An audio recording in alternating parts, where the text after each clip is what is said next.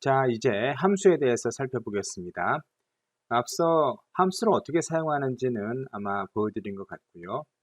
이제 오늘은 이 시간에는 우리가 어떻게 함수를 정의하는지, 사용자 정의 함수, 또 특히 우리가 함수를 사용할 때에는 뭐 로컬 변수다, 혹은 글로벌 변수다, 전역 변수다 이런 것들이 있는데 그 변수의 스코프, 베리어블의 스코프에 대해서 간단히 살펴보고요.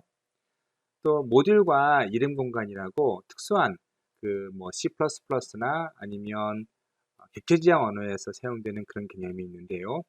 그런 것들을 설명드리도록 하겠습니다.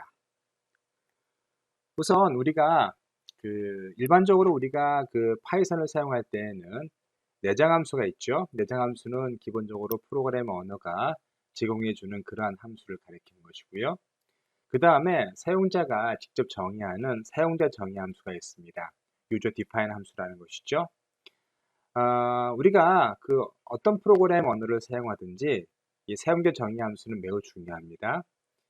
사용자 정의 함수는 왜 만드는 것이죠? 가장 큰 이유는 어떠한 코드 블럭을 하나의 이름으로 앱스트랙션 한 다음에 그리고 파라미터를 던져서 그 코드 블럭을 재사용하기 위해서 만드는 것이죠. 두 번째로 함수를 정의하는 이유는 전체 프로그램을 좀 더 효율적으로 관리하고 또 구조화하기 위해서 우리가 보통 사용자 정의 함수를 정의하는 것이죠. 크게는 두 가지라는 것이죠. 하나는 우리가 좀 더 효율적으로 프로그램을 관리하기 위해서 또 프로그램을 재사용하기 위해서 두 가지 의미가 있습니다. 그럼 파이썬에서 사용자 정의 함수는 어떻게 정의할까요? 우선 기본적으로 함수는요, 함수 이름과 또 매개 변수와 또 함수의 body가 있습니다. 근데 사실 더 중요한 것 중에 하나가 사실은 파이썬에서는 따로 정의하진 않는데요. 그러니까 함수가 리턴하게 될 때 이 그림에서처럼 max와 같은 리턴 값이 있을 때 그 리턴 값을 반드시 선언해 줘야 된다는 것입니다. 그런데 파이썬에서는 굳이 그렇게 할 필요는 없습니다. 왜냐하면 대부분의 변수가 묵시적으로 인폴드 타입을 가지고 있기 때문에 묵시적으로 정의되기 때문에 파이썬에서는 그럴 필요가 없어요. 자, 5개입니다. 4개입니다. 하는 함수의 이름, 또 매개 변수의 목록, 함수의 body, 그리고 return 값의 그 타입인데 여기서는 사실 파이썬에서는 그것이 필요 없다고 말씀드렸고요. 그러니까 파이썬에서는 중요한 것이 세 개네요. 함수의 이름과 매개 변수의 목록 그리고 함수의 body가 되겠습니다. 함수는 사용자 정의 함수는 기본적으로 여기 def, def로 시작합니다. 그리고 함수의 이름이 들어가고 또 매개 변수의 목록이 들어가는데 일반적으로 C나 자바 같은 것은 매개 변수 목록이 일반적으로 매개 변수와 그것의 타입으로 이루어져 있죠. 하지만 파이썬에서는 굳이 타입을 정의하지 않기 때문에 그냥 매개 변수의 목록만 쭉 들어갑니다. 현재 여러분께서 보고 계신 이 함수는 매개 변수가 하나, A라는 것이죠. 또 타입이 굳이 여기서 선언되어 있지 않습니다. 그 다음에 여기 보시면 max라고 되어 있죠. 사실 이 max는 우리가 앞에서 외부에서 max를 정의하지 않는 이상 이 max는 보통 로컬 변수라고 부릅니다. 로컬 변수요. 그리고 이 함수를 부른 그러니까 전체 함수에서 가장 상위계층에 있는 함수가 정의하는 변수, 보통 그런 것을 글로벌 변수라고 부르는데 그것은 뒤에서 말씀드리겠습니다. 여기서는 그냥 max가 로컬 변수라는 정도를 알아두시고요. 또 하나가 반드시 중요한 것이 이 return입니다. 자, 이 return을 통해서 우리가 이 함수를 호출한 어떤 함수에게 이 값을 던져주는 거죠. 매우 중요한 컨셉입니다. 그래서 어떤 함수를 내가 호출을 하면 그리고 그 함수가 어떤 리턴 값이 있으면 자, 이 함수를 호출한 함수는 반드시 이 값을 받을 준비를 해야 되는 것이죠. 자, 어떻게 이 함수를, 자, 지금 여기 findmax라는 함수를, 자, 오른쪽에서 이 함수를 호출한 함수가 사용하는지를 좀 살펴보시겠습니다. 우선 매개 변수에 이렇게 데이터라고 어떤 리스트로 주어져 있고요. 그리고 그 매개 변수를 자, 이렇게 findmax 데이터 해서 집어넣는 것이죠. 자, 이것은 자, 이 findmax를 호출한 함수가 가지고 있는 데이터를 얘기하는 것이고요. 베리어블을 얘기하는 것이고요. 그것을 이렇게 findmax의 파라미터를 집어넣었습니다. 이제 그것이 들어오면 어떻게 되죠? 자, 맨 첫 데이터의 첫 항목을 자, max로 넣고 이제 하나하나 찾아가는 것이죠. 그래서 여기 랭 A1 하면 자, 첫 번째, 두 번째 항목이죠. 사실 여기 1이라는 것은 어떤 리스트의 1번 인덱스이기 때문에 첫 번째가 아니라 사실 두 번째 엘리먼트를 가리키는 겁니다. 그래서 두 번째 엘리먼트부터 전체 이 그 데이터의 길이까지 쭉 훑으면서 이제 맥스 값을 찾는 겁니다. 어떻게 동작하는지는 여러분께서 좀 고민해 보도록 하시고요. 어쨌든 지금 우리가 함수를 어떻게 사용하는지에 초점을 맞추고 있기 때문에 이 함수에 대한 설명은 제가 따로 어떻게 동작하는지에 대한 설명은 따로 드리지 않겠습니다. 자, 그렇게 해서 우리가 함수를 쭉 정의하는데 또 주의할 것은 무엇이죠?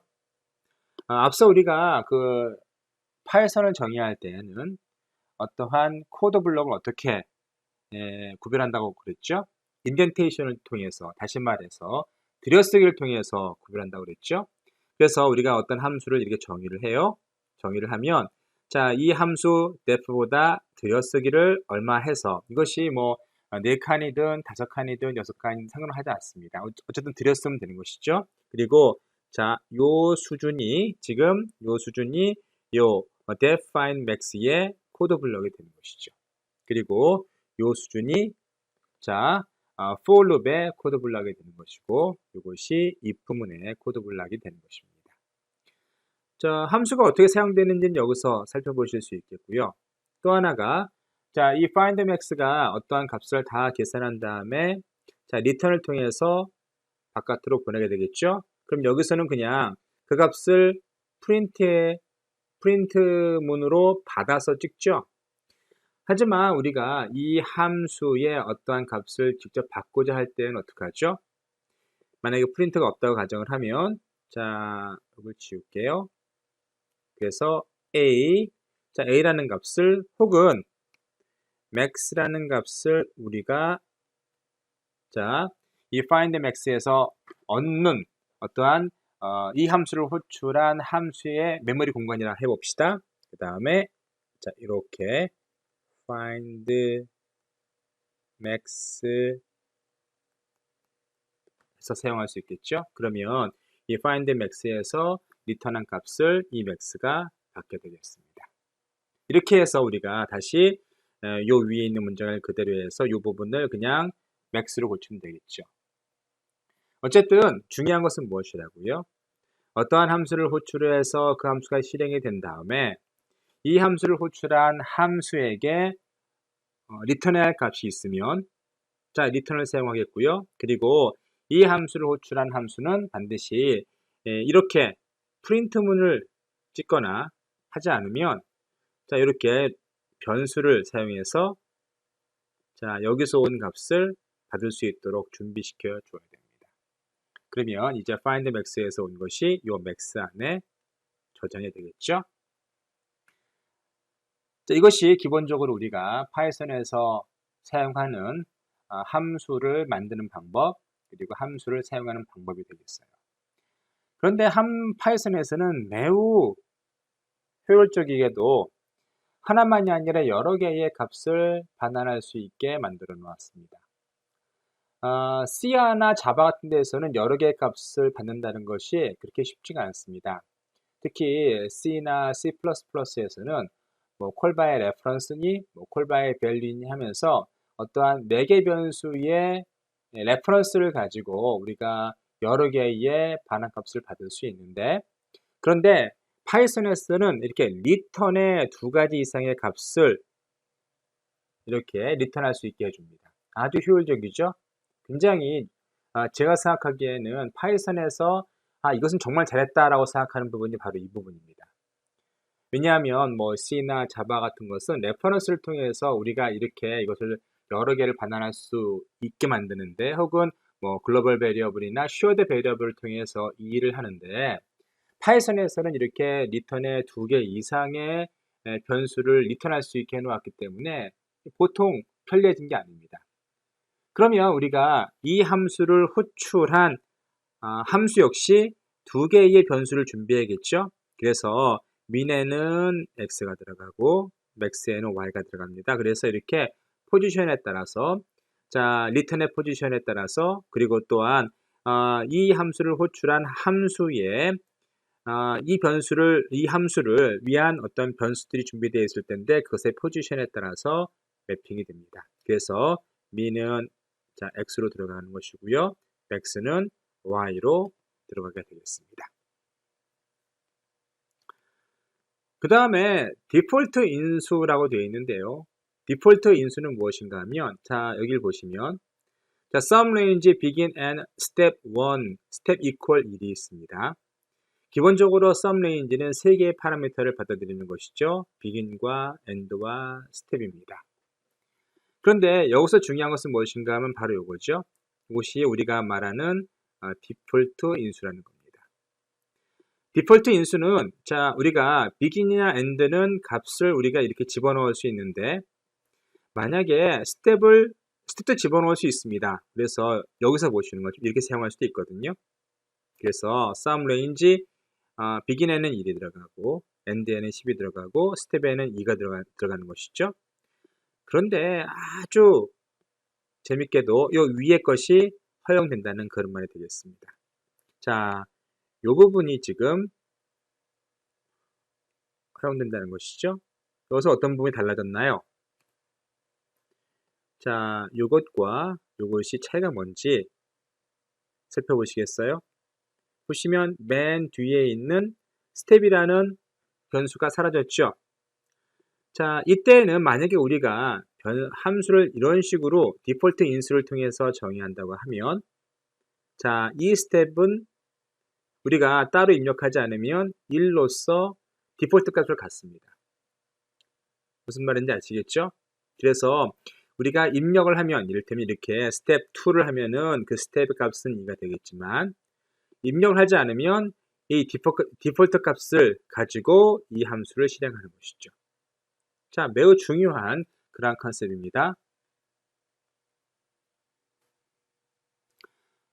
자, 또 다른 것은 키워드 인수라고 그래서, 자, 보세요. 이거 같은 경우 우리가 어떤 포지션으로 보통 우리가 포멀 파라미터라고 부르는, 자, 함수 내에서의 파라미터를 정하는 것이죠. 그래서 우리가 첫 번째 나오는 것이 1이고, 두 번째 나오는 것이 10이죠. 세 번째 나오는 것이 2입니다. 자, 1, 10, 2는 어떻게 매핑이 되죠? 안에 있는 begin, end 스텝과 어떻게 매핑이 되죠? 포지션에 따라 매핑이 되는 것이죠. 그래서 자, 1은 첫 번째 포지션이기 때문에 begin에 매핑이 되고, 자, 10은 두 번째 포지션에 있기 때문에 end에 매핑이 되고, 자, 세 번째는 자, 당연히 스텝에 매핑이 되겠죠. 그런데 키워드 인수는요. 자, 우리가 이 순수에 관계없이 만약에 우리가 이 형식 파라미터, 형식 매개 변수를 우리가 이름을 알고 있다고 하면, begin이다, end이다, step이다 알고 있다고 하면, 이런 식으로 사용해서 순서를 뒤바꿔 사용해도 가능하다는 얘기 되겠습니다. 그래서 여기서는 스텝이 맨 아래와 앞에 와 있죠. begin이 두 번째이고 end가 마지막이에요. 이때는 포지션이 중요한 것이 아니라, 자, 여기에서 어떠한 이름을 사용하는지, 자, 스텝을 사용하는지, begin을 사용하는지, end를 사용하는지가 중요한 것이죠. 그래서 우리가 보통 이런 것들을 키워드 인수라고 부릅니다. 키워드 인수라고 부르는 것이죠. 예를 들어 프린트문 같은 경우도 역시 and 같은 것이 키워드 인수죠. 이 같은 경우에는 라인 피드가 생기지 않도록, 그러니까 다시 말해서 한 줄을 띄지 않도록 하는 것이죠. 단지 게임 뒤에 공백만을 남겨놓게 하기 위해서 이런 식으로 AND를 양쪽에 여기 사실 스페이스가 있습니다.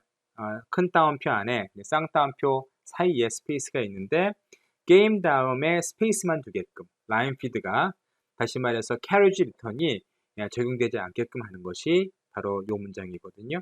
그래서 여기 and 이 문장이 바로 키워드 인수라고 생각하시면 되겠습니다. 우리가 함수를 배운 다음에 반드시 기억해야 되는 것이 바로 변수의 범위, variable scope입니다. 즉 어떤 variable의 값이 그 값이 유효한 범위가 어디냐라는 것이죠. 프로그램 전체이냐, 아니면 특정한 함수 내에서냐, 아니면 특정한 for문이나 아니면 while문에서냐라는 것입니다. 자, 파이썬에서는 네 가지로 나눠주고 있습니다. 내장 범위에 있는 변수, 전역 범위에 있는 변수, 지역 범위에 있는 변수, 인스턴스 범위가 있는데요. 내장 범위는 일반적으로 프로그램 언어가 개발될 때 만들어 놓은 상수들 혹은 시스템 변수들을 가리킬 때 보통 내장 범위에 있는 변수들이라고 얘기합니다. 그래서 아무 데나서나 불러 사용하면 되겠죠. 이를테면 나중에 여러분께서 뭐 파이썬의 버전이라든가 텐sorflow를 사용하시게 되면 텐sorflow의 버전을 뭐 땡땡해서 버전 이런 식으로 쓰게 되는데, 이거 같은 경우에는 여러분께서 프로그램 어디에서 부르시든지 호출하든지 이제 하나의 값을 여러분한테 제공해 줍니다. 보통 이런 것들을 내장 범위에 있는, 다시 말해서 프로그램 어디에서나 호출하든 같은 값을 여러분에게 리턴해주는 그러한 변수를 보통 내장 범위에 있는 변수다라고 얘기하는 것이죠. 자, 그 다음에 글로벌 스컵이 있는데요. 글로벌 스컵은 전역 범위에 있는 것은요, 소스 파일의 맨 꼭대기의 레벨에 있는 것에서 생성된 혹은 만들어지는, 그러니까 선언되는 그러한 변수를 이야기하는 것이죠. 일반적으로 우리가 C나 자바를 할 때에는 메인이 있죠. 메인이 있고, 그리고 메인에 앞서 C 같은 경우에는 위에다가 자 함수들을 쭉 디클러레이션 합니다. 선언을 합니다. 내가 메인에서 사용할 모든 함수를 위에 디클러레이션 하든가 아니면 include를 통해서 그 함수들을 모두 포함시키죠. 그런데 이 메인 바깥에서 우리가 자 전역 범위에 있는 변수를 사용할 수 있습니다. 선언할 수 있습니다. 보통 이런 것들은 shared variable이라고 부르죠. 왜냐하면 메인 말고 다른 함수들이 이렇게 선언되는데 이 함수에서 사용하건 메인에서 사용하건 이 이름을 사용하면 같은 값을 갖게 돼요. 그래서 보통 우리가 전역 범위에 있는 변수 혹은 글로벌 스코프에 있는 변수 혹은 글로벌 베리어블이라고 부릅니다. 그런데 파이썬에서는 어떻죠? 파이썬에서는 메인이 따로 없죠. 메인이 따로 존재하지 않습니다. 그래서 어떻게 하는가 하면 보통 우리가 어떠한 값들을 이런 식으로 생성을 하죠.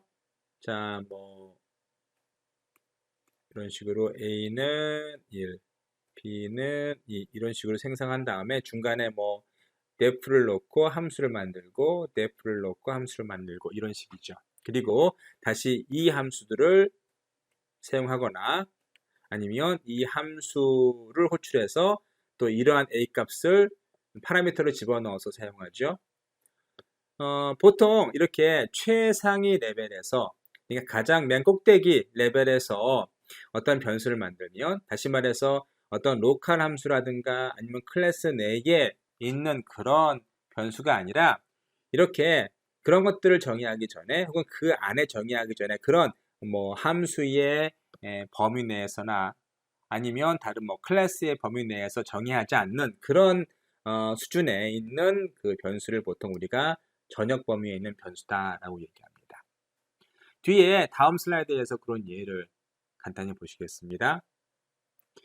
자, 지역 범위는 함수나 클래스 내에서 생성되는 것들입니다. 그리고 그것은 클래스 안에서만 의미 있는 값을 갖는 것이고요. 또 그러한 변수는 그 클래스나 그 함수 바깥에서는 사실 다른 값을 갖는 것이죠. 그래서 함수 내에 있는 a라는 변수를 우리가 선언했다고 하면 똑같은 a가 비록 그 메인에 있을지라도 이 함수를 호출한 이 함수를 호출한 함수에 있을지라도 서로 다른 값을 갖는 겁니다. 다시 설명드리면 우리가 a라는 값을 우리 이렇게 1이라고 선언했어요. 그리고 def를 사용해서 여기다 a는 2다라고 한 다음에 자 여기다가 나중에 쭉 쓰고 프린트를 찍어서 a를 찍어 보면 자 우리가 이 def 내에서의 a와 이 a는 서로 다르다는 겁니다. 그래서 우리가 함수를 쭉 사용한 다음에 다시 이제 요 a가 있는 같은 수준에서의 printf를 한 다음에 a를 찍어보면 1이 나오겠죠. 역시 다음 슬라이드에서 그런 것들을 다시 좀 보여드리겠습니다. 어쨌든 로컬 변수는 어떤 의미인가 하면은 사실은 어떠한 함수라든가 혹은 클래스라든가 심지어 여러분 나중에 for loop 같은 거 혹은 while loop 같은 걸 사용하실 텐데 자, 이 안에서도 우리가 for를 위해서 혹은 while을 위해서만으로도 우리가 지역 범위 변수를 생성할 수 있습니다. 그런데 그것은 코드 블록 내에서만 가능한 것이죠. 자, 그리고 for scope, while scope, 그 스코프 내에서만 가능한 겁니다. 자, 인스턴스 범위는 인스턴스 스코프는 클래스에 있는 데이터 멤버를 위한 그러한 변수를 얘기하는 겁니다. 뒤에서 클래스를 설명드릴 텐데 클래스는 사실 우리가 인스턴시에이션 할 수 있는 함수와 데이터의 집합이라고 생각하시면 되겠습니다.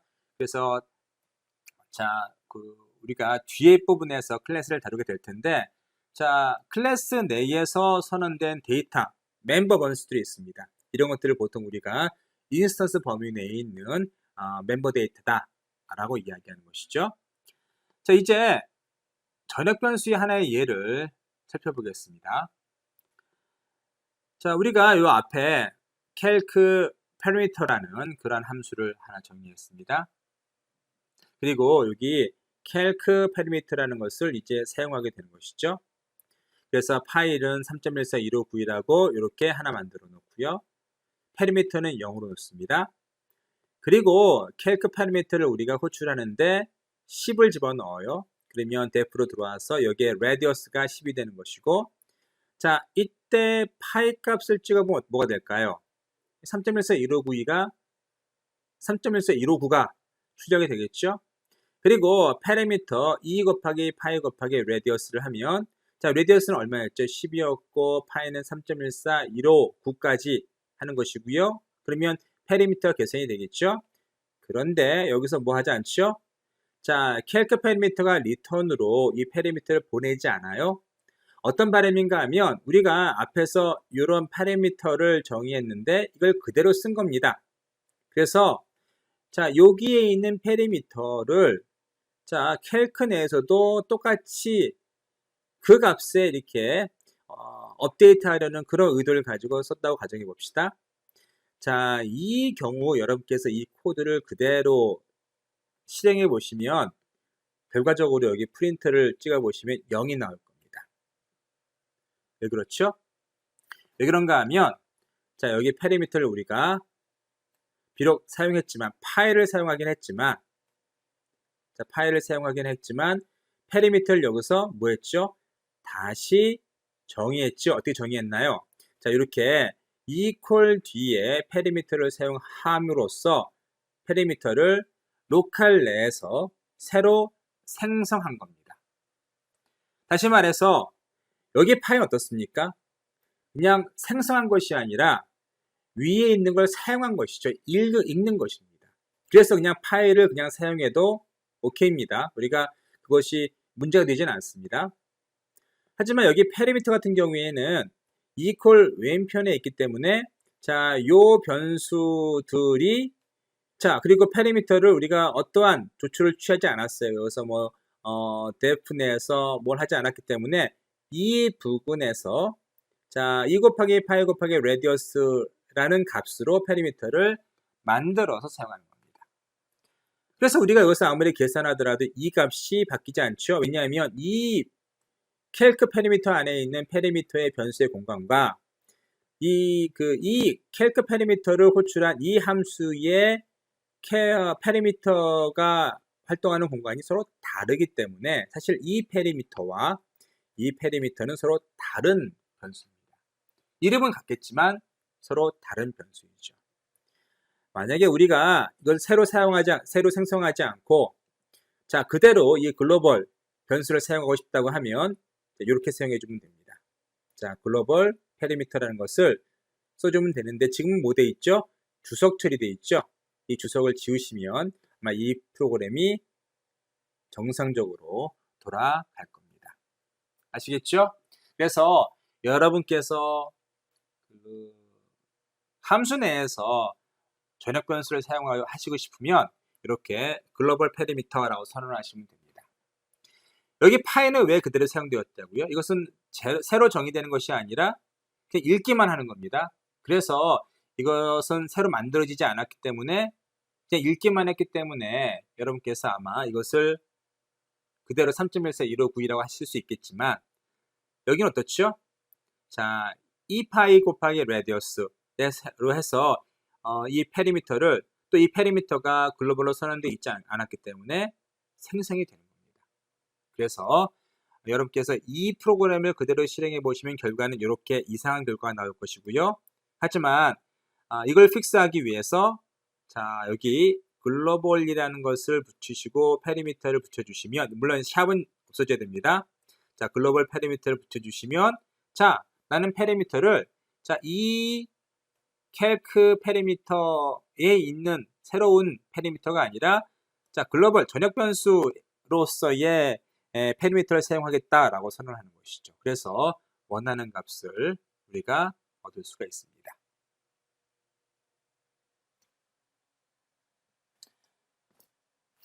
자, 그 다음으로 우리가 살펴볼 내용은 모듈과 네임스페이스 이름 공간입니다. 자, 모듈은 일반적으로 우리가 어떻게 이해하시면 되는가 하면 어떠한 파일 내에 있는 특정한 파일의 집합이라고 생각하시면 되겠습니다. 파일이라고 생각하시면 되겠고요. 모듈은 파일이다라고 생각하셔도 뭐 틀리지 않습니다. 그리고 그 모듈 내에 다양한 함수가 존재한다는 것이죠. 우리가 메소드라고 부르기도 하는데 어쨌든 모듈은 어떠한 그 함수들의 집합이다라고 생각하시면 되겠습니다. 그래서 여기 예제를 보시면 지금 minmax.py라는 이 모듈, 이 파일에 우리가 모듈이라고 부르겠습니다. 자, find minmax라는 함수 혹은 메소드가 있고요. 또 sum.py라는 파일, 이 모듈 안에 sumRange라는 이런 함수가 있다고 가정해 봅시다. 그러면 우리는 어떤 식으로 사용하는가 하면 자 이것이 서로 다른 파일에 있는 것이죠. 다른 파일에 있는 것이고요.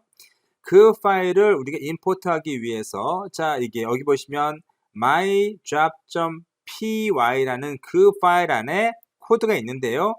자 minmax.py에 있는 find minmax 요거를 사용하고 또 요거를 사용하기 위해서 어떻게 해야 되는가 하면 이 그림에서 보시는 것처럼 임포트를 사용해서 이 파일을 올리는 거죠. 그래서 minmax라는 파일을 올리고 다시 말해서 모듈을 올리고 또 sum이라는 모듈을 올리는 겁니다. 그리고 이렇게 올리면 우리가 minmax 안에 있는 함수를 사용할 수 있고 sum이라는 함수를 사용할 수 있어요. 그런데 사용할 때 어떻게 하셔야 되는가 하면 보시는 것처럼 minmax라는 모듈 이름과 find minmax라는 함수 이름을 같이 이렇게 닷으로 연결해서 사용하셔야 됩니다. 그리고 모듈 이름 또 파일 이름 sum.range sum은 모듈 이름이죠. 그리고 sumRange는 함수 이름입니다. 역시 같은 이유로 같은 방법으로 자 모듈 내에 있는 우리가 함수를 불러 사용할 수 있는 것이죠. 그러면 네임스페이스는 뭘까요? 자, 우리가 프로그램을 개발하다 보면 프로그램이 사이즈가 커지고 복잡해지다 보면 어떤 문제가 생기는가 하면 같은 이름을 이 파일에도 사용하고 저 파일에서도 사용합니다.